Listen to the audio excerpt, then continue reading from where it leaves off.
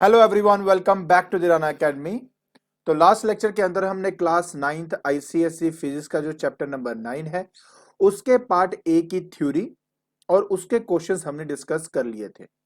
आज के लेक्चर के अंदर मैं उसके पार्ट बी की जो थ्योरी है वो स्टार्ट करने वाला हूं। तो बिना कोई टाइम वेस्ट किए चलिए शुरू करते हैं। तो सबसे पहला टॉपिक जो हमने करना है वो है flow of electrons between the conductors. देखिए बेटा, आपको अच्छी तरह पता है कि हमारे पास दो तरह के चार्जेस होते हैं। एक होता है मेरे पास पॉजिटिव चार्ज और एक होता है मेरे पास नेगेटिव चार्ज। किसी बॉडी पर या किसी भी कंडक्टर पर पॉजिटिव चार्ज कब आता है? किसी भी बॉडी पर पॉजिटिव चार्ज तब आता है जब उसमें से कुछ इलेक्ट्रॉन्स निकाल लिए जाते हैं, मतलब there is a deficiency of electrons. और किसी पर्टिकुलर बॉडी के ऊपर नेगेटिव चार्ज तब आता है जब उसमें एक्सेस ऑफ इलेक्ट्रॉन्स होते हैं। एक बात ना आप प्लीज अच्छे से समझ लीजिए कि अगर यहां पर, अगर आप इस फिगर में देखें तो एक अनचार्ज कंडक्टर रखा हुआ है। तो कोई भी जो न्यूट्रल बॉडी होती है ना, कोई पूछता है उससे कि इस पे क्या चार्ज है, तो आंसर दे देते हैं कि जीरो चार्ज है, और सही भी है। लेकिन एक बात जाननी बहुत इंपॉर्टेंट है कि ये न्यूट्रल क्यों है। वो इसलिए क्योंकि इसमें जितने नंबर ऑफ इलेक्ट्रॉन्स हैं उतने ही इसमें पॉजिटिव चार्ज है। इसी की वजह से इसका जो नेट चार्ज है वो आपका जीरो है। तो कोई भी एक न्यूट्रल बॉडी होती है ना, तो उसका ये मतलब नहीं होता कि उसके अंदर चार्ज नहीं है। उसका मतलब सिर्फ इतना होता है कि उसमें जितने पॉजिटिव चार्ज है उतने ही नेगेटिव चार्ज है, जिसकी वजह से जो नेट चार्ज है वो आपका जीरो हो जाता है। तो इसमें इंपॉर्टेंट समझने वाली बात यह है कि वो इकलौती चीज जिसकी मूवमेंट की वजह से आपका एक बन जाता है पॉजिटिव चार्ज और एक बन जाता है नेगेटिव चार्ज, वो है आपके इलेक्ट्रॉन्स। मतलब इलेक्ट्रॉन्स ही हैं जो आपके मूव करते हैं from one body to another body. अब आगे देखते हैं। मान लीजिए कि मेरे पास बेटा दो सफियर्स हैं, दो कंडक्टिंग सफियर्स हैं। एक है पॉजिटिव चार्ज और एक है आपका अनचार्ज्ड। जब मैं एक मेटल वायर इसमें लगा देता हूं तो उस कंडीशन में यह देखने को मिलता है कि यहां से जो इलेक्ट्रॉन्स है वो बी से ए की तरफ फ्लो होना शुरू हो जाते हैं। प्लीज रिमेंबर कि पॉजिटिव चार्ज कभी मूव नहीं करता, सिर्फ इलेक्ट्रॉन्स ही हैं जो आपके मूव करते हैं। अब आप खुद सोचने की कोशिश करो कि अगर यहां से बी वाले से इलेक्ट्रॉन निकलने शुरू हो जाएंगे तो डेफिशिएंसी ऑफ इलेक्ट्रॉन्स होने की वजह से ये बन जाएगा पॉजिटिव चार्ज। और क्योंकि ये इलेक्ट्रॉन ए वाले की तरफ जा रहा है तो उसके पॉजिटिव चार्ज को ये न्यूट्रलाइज करना शुरू कर देगा। तो ये फ्लो कब तक रहता है? ये फ्लो आपका तब तक रहेगा जब तक दोनों पे सेम चार्ज नहीं आ जाता। कोई मुझे पूछते हैं कि सर फाइनली चार्ज क्या होगा इन दोनों पे, उसका फॉर्मूला क्या है? तो फॉर्मूला बहुत सिंपल है, Q1 plus Q2 divided by 2। A very simple formula. याद आपने बस इस बात का रखना है कि जब भी इसमें चार्ज की वैल्यू डालनी है तो साइन कन्वेंशन के साथ डालनी है। ये बात बस आपने याद रखनी है। जैसे कि मान लो कि ए वाले पे प्लस क्यू है चार्ज, ठीक है, और बी वाले पे कोई चार्ज नहीं है तो मैं जीरो लिख देता हूं। डिवाइड में मैंने 2 किया तो आंसर क्या आ गया मेरे पास? Q/2। तो इसका मतलब सिर्फ ये है कि इलेक्ट्रॉन्स आपके तब तक मूव करेंगे जब तक इस पर चार्ज Q/2 नहीं आ जाता और इस पर भी Q/2 नहीं हो जाता। बेटा देखो, सिंपल सी बात ये है, डिफरेंट इलेक्ट्रॉन की कॉन्सेंट्रेशन की वजह से ही आपके जो इलेक्ट्रॉन्स है वो मूव करते हैं। जो मेरा पॉजिटिव चार्ज वाला था उसमें इलेक्ट्रॉन की डेफिशिएंसी ज्यादा थी, बी में तो कोई डेफिशिएंसी थी नहीं, वो तो न्यूट्रल ही था। तो इलेक्ट्रॉन ने क्या किया? फ्लो किया from the neutral body to the positive charge body. तब तक फ्लो करेगा जब तक दोनों का चार्ज सेम नहीं हो जाता। ऐसा आपको एक और एग्जांपल भी दिखाता हूं मैं। जैसे कि ये आपका एग्जांपल है, इस केस में क्या है कि ये नेगेटिव चार्ज बॉडी है, मतलब इसमें एक्सेस ऑफ इलेक्ट्रॉन्स है, और फिर से एक अनचार्ज बॉडी हो गई। अब इस कंडीशन में जब इनको मैं आपस में कांटेक्ट करूंगा तो क्या होगा? इन दोनों के चार्ज जब तक सेम नहीं हो जाते तब तक इलेक्ट्रॉन्स आपके ए से बी की तरफ आपके फ्लो करेंगे। तो जो फॉर्मूला मैंने आपको बताया, मान लेते हैं कि इस पर जो चार्ज है इस बार माइनस क्यू का है, तो माइनस क्यू प्लस जीरो, क्योंकि इस पे कोई चार्ज नहीं है, डिवाइड बाई 2 कर दूंगा तो आंसर आ जाएगा -q/2। मतलब इस पे हो जाएगा -q/2, सिमिलरली इस पे भी हो जाएगा -q/2। और ये बात बिल्कुल सही भी बैठती है, क्योंकि इलेक्ट्रॉन जब यहां से ए से बी की तरफ जाएगा तो बी पे एक्सेस ऑफ इलेक्ट्रॉन होने की वजह से वो नेगेटिव चार्ज होना शुरू हो जाएगा, और बी का जो नेगेटिव करेक्टर है वो कम होना शुरू हो जाएगा, क्योंकि उसमें से इलेक्ट्रॉन निकल रहे हैं। तो हमेशा याद रखें कि हमेशा आपके जो इलेक्ट्रॉन्स हैं वो फ्लो करते हैं कहां से कहां, वो फ्लो करते हैं आपके higher concentration of electrons to the conductor having lower concentration of electrons. तो जैसे मैंने अभी आपको यहां पे एक्सप्लेन किया, उसी तरह एक एग्जांपल आपके सामने ये भी है। मान लीजिए कि एक नेगेटिव चार्ज सफियर, एक पॉजिटिव चार्ज सफियर है आपका। तो इस पर्टिकुलर कंडीशन के अंदर आपके जो इलेक्ट्रॉन्स हैं वो आपके फ्लो करेंगे फ्रॉम नेगेटिव टू पॉजिटिव। अब आप कहेंगे सर क्या ये दोनों आपस में न्यूट्रलाइज हो जाएंगे? देखिए, अगर दोनों सफियर एग्जैक्टली एक जैसे हैं, एक ही साइज के, और दोनों पर सेम अमाउंट ऑफ चार्ज है बट पॉजिटिव और नेगेटिव, तो यस दोनों न्यूट्रलाइज हो जाएंगे। लेकिन अगर मान लीजिए आप कहते हो सर एक पे तो चार्ज है -q1 और एक पे है बेटा +q2, तो चार्ज फाइनली कितना होगा इन दोनों पे? तो मैं बोलूंगा बेटा देखो सिंपल सी बात, -q1 + q2 डिवाइडेड बाई 2। तो जो भी आंसर आएगा वो चार्ज ए पर होगा और बी पर होगा। आई होप आपको ये बात समझ में आ गई है कि मैं क्या बताना चाहता हूं इस केस में। ठीक है, तो इलेक्ट्रॉन्स आपके तब तक फ्लो करते हैं जब तक दोनों की पोलैरिटी सेम नहीं हो जाती है। आपकी पोलैरिटी सेम कहूं तो, या फिर कहूं चार्ज की वैल्यू सेम नहीं हो जाती। अब ना आपको भी ये बात समझनी चाहिए कि जो हमारा सेल है वो भी एग्जैक्टली इसी फंक्शन पे काम करता है। हमने आपको सेल के बारे में बताया था। मैंने कहा था ना कि एक सेल के अंदर क्या होता है, दो इलेक्ट्रोड्स होते हैं, उसके अंदर इलेक्ट्रोलाइट डाला जाता है। उस इलेक्ट्रोलाइट की वजह से ना एक इलेक्ट्रोड आपका पॉजिटिव बनता है और एक नेगेटिव बनता है। तो बेसिकली क्या हो रहा है, ये जो इलेक्ट्रोलाइट इसमें डाला जाता है ना, उसके अंदर होती है केमिकल एनर्जी। वो chemical energy actually electrical energy में कन्वर्ट होती है। मतलब ये कि इसके एक इलेक्ट्रोड को वो पॉजिटिव बनाता है और दूसरे को वो नेगेटिव बनाता है। जब इन दो इलेक्ट्रोड्स को आपस में ज्वाइन किया जाता है तब यहां से नेगेटिव साइड से इलेक्ट्रॉन्स निकलते हैं और पॉजिटिव साइड में एंटर होने शुरू हो जाते हैं।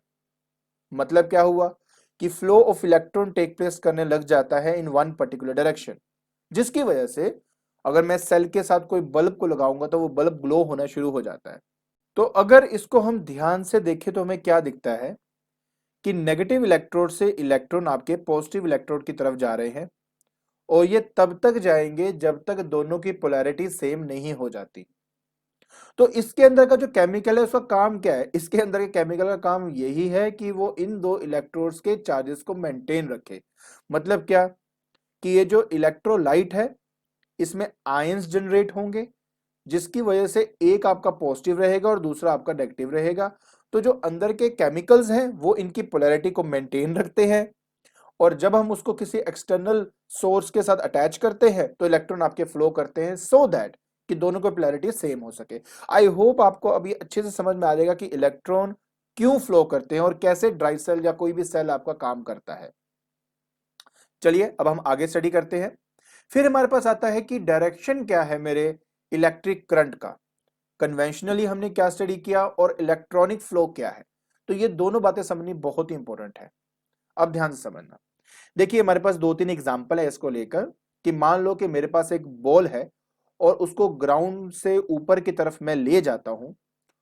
जब हम किसी भी बॉडी को किसी सर्टेन हाइट पर लेके जाते हैं तो उसके अंदर एनर्जी स्टोर होती है, जिसको ग्रेविटेशनल पोटेंशियल एनर्जी कहा जाता है। आप जितनी हाइट ऊपर लेके जाओगे उतनी ज्यादा उसके अंदर पोटेंशियल एनर्जी होती है। तो ए वो रीजन है जहां पर आपकी जो पोटेंशियल एनर्जी है वो ज्यादा है, और बी वो रीजन है जहां पे पोटेंशियल एनर्जी क्या है आपकी, जीरो हो जाती है।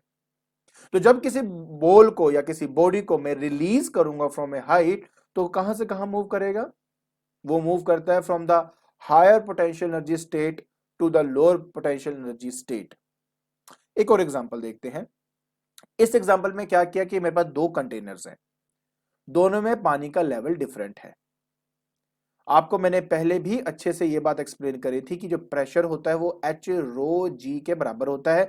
मतलब सिंपल सी बात आप समझ लीजिए कि जिस पर्टिकुलर पॉइंट पर आप प्रेशर कैलकुलेट करना चाहते हो, पानी का लेवल जितना ऊपर होगा उस पॉइंट पर प्रेशर उतना ही ज्यादा एक्ट करेगा। हमने उसके बहुत ज्यादा डिस्कशन की हुई है।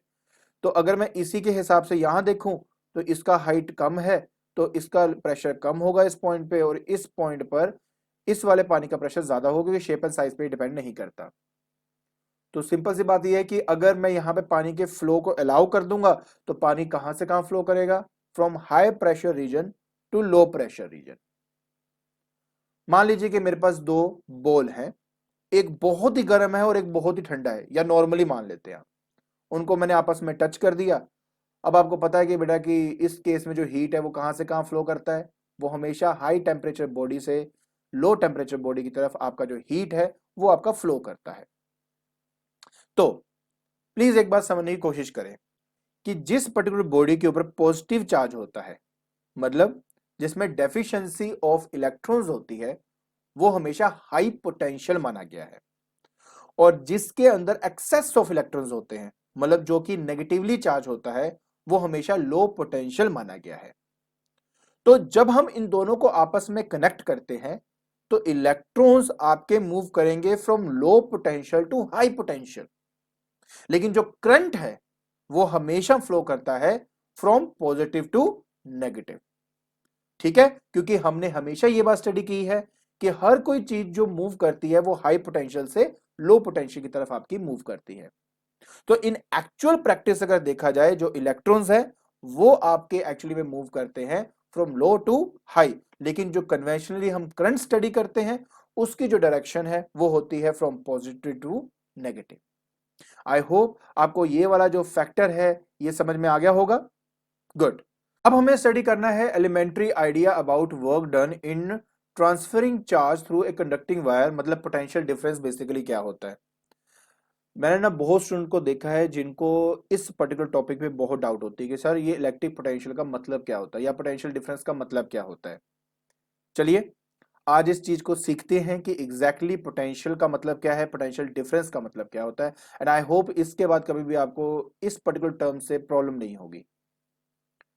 तो देखिए बेटा, मान लीजिए कि मेरे पास ना एक पॉजिटिव चार्ज है प्लस क्यू, ठीक है, और इन्फिनिटी पे ना बहुत सारे मेरे पॉजिटिव चार्जेस रखे हुए हैं, बहुत सारे पॉजिटिव चार्जेस मेरे इन्फिनिटी पे रखे हुए हैं। और अगर मेरे चार्जेस इन्फिनिटी पे है ना, तो ये जो पॉजिटिव चार्ज है इन चार्जेस के ऊपर कोई भी फोर्सेस नहीं लगा सकता, ना ही अट्रैक्टिव ना ही रिपल्सिव, क्योंकि ये इन्फिनिटी पे पड़े हैं। तो कहने का मतलब ये कि अगर दो चार्जेस एक दूसरे से इनफाइनाइट डिस्टेंस पे हैं तो वो दोनों एक दूसरे पर कोई भी फोर्स नहीं लगाएगी, ना तो वो अट्रैक्ट करेगा ना तो रिपेल करेगा। लेकिन अगर दो चार्जेस एक दूसरे के नजदीक हैं, जैसे पॉजिटिव पॉजिटिव आपस में नजदीक हैं, तो एक दूसरे को रिपेल करेंगे। वो इधर की तरफ इसको धक्का मारेगा, ये इसको उधर की तरफ मारेगा। नेगेटिव होगा तो भी बिहेवियर सेम है, लेकिन अगर एक पॉजिटिव और एक नेगेटिव है तो दोनों एक दूसरे को अपनी तरफ अट्रैक्ट करेंगे। सो अब एक बात समझने की कोशिश करो प्लीज कि अगर मान लीजिए यहां पे पहले से एक चार्ज क्यू है और मुझे इसके पास अगर एक और चार्ज लेकर आना है, तो ये पॉजिटिव चार्ज इस चार्ज को रिपेल करेगा, है ना, रिपेल करेगा ना। तो इसका मतलब आपको एक इनफाइनाइट से किसी चार्ज को किसी पॉइंट पे लाने के लिए कुछ वर्क करना पड़ेगा, राइट। देखिए मान लीजिए कि मेरे पास 2 कूलम का चार्ज है, प्लस 2 कूलम चार्ज है।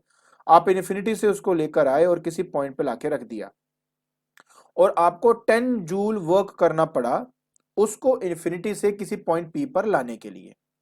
ठीक है जी। अब ना मुझे सिर्फ और सिर्फ ये देखना है कि पर कूलम वाइज कितना वर्क लगता है। तो मैंने कहा कि ठीक है 10 जूल लगे हैं 2 कूलम के लिए, तो 1 कूलम निकालने के लिए मैं इसको डिवाइड बाय 2 कूलम कर दूंगा, तो जो यहां दिखेगा वो 5 जूल पर कूलम आ गया। मतलब ये हो गया कि अगर मुझे पी पॉइंट पे 1 कूलम चार्ज लेके आना है तो मुझे 5 जूल का वर्क करना पड़ेगा। इसका फायदा ये है कि अगर मैं आपसे सीधा बोलूं कि बताइए अगर मैं 10 कूलम लेके आऊंगा तो कितना वर्क लगेगा, आप बोलोगे सर 50 जूल, क्योंकि आपको पता ना कि पर कूलम वाइज मुझे कितना अमाउंट ऑफ वर्क यहां पे लगाना पड़ रहा है। तो ये जो चीज आप यहां देख रहे हो इसी को इलेक्ट्रिक पोटेंशियल का नाम दिया गया है। इलेक्ट्रिक पोटेंशियल का मतलब होता है कि कितना अमाउंट ऑफ वर्क डन करना पड़ रहा है एक कूलम को लाने के लिए from infinity to a certain point P, उसको इलेक्ट्रिक पोटेंशियल कहते हैं। अच्छा आगे देखो, मान लो मैं 2 कूलम चार्ज जो है ना, ये आपका 2 कूलम चार्ज है, उसको लेके आता हूं from infinity to point Q, इस पॉइंट क्यू तक लेके आता हूं। अब मेरे बात प्लीज समझने की कोशिश करना, ये P इस क्यू से दूर था, तो मतलब पॉजिटिव क्यू उस P पर रिपल्सिव फोर्स लगा रहा है, बिल्कुल लगा रहा है। लेकिन अगर मैं उस पॉजिटिव क्यू के और नजदीक अगर अपने 2 कूलम को लेके जाऊंगा, 2 कूलम को अगर मैं लेके जाऊंगा, तो आपको नहीं लगता कि मुझे ज्यादा वर्क करना पड़ेगा? क्यों? क्योंकि रिपल्सिव फोर्सेस ज्यादा लग रही हैं। उस रिपल्सिव फोर्सेस को ओवरकम करने के लिए मुझे ज्यादा वर्क करना पड़ेगा from infinity to point Q तक आने में। तो मान लेते हैं कि हमारा 30 जूल जो है वो एनर्जी लग जाती है या वर्क लग जाती है to move this 2 coulomb charge from infinity to point Q. अच्छा, तो क्यू पॉइंट पे ही 1 कूलम लाने के लिए मुझे कितना वर्क करना पड़ रहा है? तो वो हो जाएगा कि 30 जूल डिवाइड बाय 2 कूलम, तो आप बोलेंगे सर 15 जूल पर कूलम। तो मतलब ये कि अगर 1 कूलम को मुझे इन्फिनिटी से पी पे लाना है तब तो मुझे सिर्फ 5 जूल की एनर्जी चाहिए। अगर उसी 1 कूलम को मुझे इन्फिनिटी से क्यू पॉइंट पे लेके आना है तो मुझे 15 जूल ऑफ एनर्जी लगेगी। तो ये जो है ना 15 जूल पर coulomb is the potential at point Q. ये जो 5 जूल पर कूलम है ये है मेरा potential at point P. Represent करने के बेटा हम वी का इस्तेमाल करते हैं, कैपिटल वी, हम पी इसका सफिक्स लगा देते हैं लाइक दिस। एंड सिमिलरली बेटा इसके लिए हम यहां पर वी क्यू लिख देते हैं, तो वी क्यू यहां पर इसका हम पोटेंशियल को रिप्रेजेंट करने का तरीका है। तो ये तो हो गया पोटेंशियल। अब हमें स्टडी करना है पोटेंशियल का डिफरेंस। अब पोटेंशियल डिफरेंस यहां पे क्या कहता है, अब बात प्लीज समझने की कोशिश करना जो मैं यहां पे बोलूंगा। 1 कूलम को इन्फिनिटी से पी लाने में आपको 5 जूल लग रहा है, उसी 1 कूलम को क्यू तक लाने में आपको 15 जूल लग रहा है। अब मेरे सिर्फ इतना सवाल है कि आप मुझे ये बता दो कि अगर 1 कूलम चार्ज को मुझे सिर्फ पी से क्यू तक लाना है तो कितना मुझे वर्क लगेगा? आप बोलेंगे सर पी पे लाने के लिए 5 है, क्यू पे लाने के लिए 15 है, तो मतलब 10 जूल ही लग रही है जस्ट पी से क्यू तक लाने में। बेटा इसका मतलब हुआ कि 10 जूल पर coulomb is the amount of work done in taking a positive charge from P to Q, मतलब 2 डिफरेंट पॉइंट। वो हो जाएगा आपका पोटेंशियल डिफरेंस। मतलब इसका पोटेंशियल इसके पोटेंशियल का डिफरेंस निकाल दो, वो आपका पोटेंशियल डिफरेंस होता है। आई होप आपको अच्छी तरह ये समझ में आ गया होगा कि इलेक्ट्रिक पोटेंशियल क्या होता है और पोटेंशियल डिफरेंस क्या होता है। तो सिंपल से बात, इन्फिनिटी से किसी पॉइंट पे लेके आया तो जितना अमाउंट ऑफ वर्क डन लगा पर कूलम के हिसाब से वो उसका क्या हो गया, पोटेंशियल हो गया। ठीक है, अगर किसी एक पॉइंट से दूसरे पॉइंट पे ले जाने में मुझे देखना है कि पर कूलम वाइज कितना मेरे को वर्क करना पड़ रहा है, तो वो उसका पोटेंशियल डिफरेंस हो गया। इसलिए बेटा जब हम डेफिनेशन देखते हैं तो उसमें भी यही कहा जाता है कि the potential difference between two conductor is the amount of work done in transferring a unit positive charge from one conductor to another conductor. I hope आपको ये समझ में आ गया होगा कि पोटेंशियल जो डिफरेंस है उसका मतलब क्या होता है, इलेक्ट्रिक पोटेंशियल का मतलब क्या होता है। चलिए, तो जहां तक अब हमने स्टडी किया कि बेटा पोटेंशियल को फाइंड करना है तो work done divide by charge मुझे करना पड़ेगा। तो वर्क डन जो है बेटा स्केलर क्वांटिटी है, चार्ज स्केलर क्वांटिटी है, तो सबसे पहला पॉइंट कि V is a scalar quantity, V मतलब potential difference is a scalar quantity. तो पहले तो देखो यही मेरे मन में आया। उसके बाद ये कि जो वर्क है ना उसका यूनिट होता है जूल और चार्ज का होता है कूलम। तो जूल पर कूलम को कहा जाता है 1 वोल्ट। ये जो यूनिट है ना बेटा इसको वोल्ट कहा गया है। और ये 1 वोल्ट तब है अगर 1 जूल ऑफ वर्क लग रहा है किसी भी 1 कूलम चार्ज को ले जाने के लिए from one point to another point. ठीक है, और एक बात और, क्योंकि मैं पी से क्यू की तरफ जा रहा हूं तो पोटेंशियल डिफरेंस को लिखने का तरीका क्या हो जाएगा बेटा, that is we Q minus VP. That represents कि आप पी से क्यू की तरफ लेके जा रहे हो, तो वी क्यू में से वीपी मैंने माइनस कर दिया, तो that is the potential difference. तो आप वीपी क्यू ऐसे लिख सकते हो, वीपी क्यू मतलब पी से क्यू जा रहा हूं तो वी क्यू माइनस वीपी। ठीक है जी। सो 1 वोल्ट तब होता है जब 1 जूल ऑफ एनर्जी लग रही है 1 कूलम चार्ज को मूव कराने के लिए from one point to another point. और देखिए यही चीज यहां पर डिफाइन भी किया हुआ है कि potential difference between two points is said to be 1 volt if work done in transferring 1 coulomb of charge from one point to other point is 1 joule. I hope आपको ये जो पोटेंशियल है, पोटेंशियल डिफरेंस, ये समझ में आ गया होगा। ठीक है, तो आज के लेक्चर के अंदर हमने 9th चैप्टर के पार्ट बी की जो थ्योरी है वो हमने स्टार्ट कर ली है। आई होप आपको ये जो पोटेंशियल डिफरेंस ये सब समझ में आ गया होगा। अगर आपको मेरी वीडियो पसंद आ रही है तो please like it, share it and subscribe it. आज के लिए बस इतना ही। Thank you so much.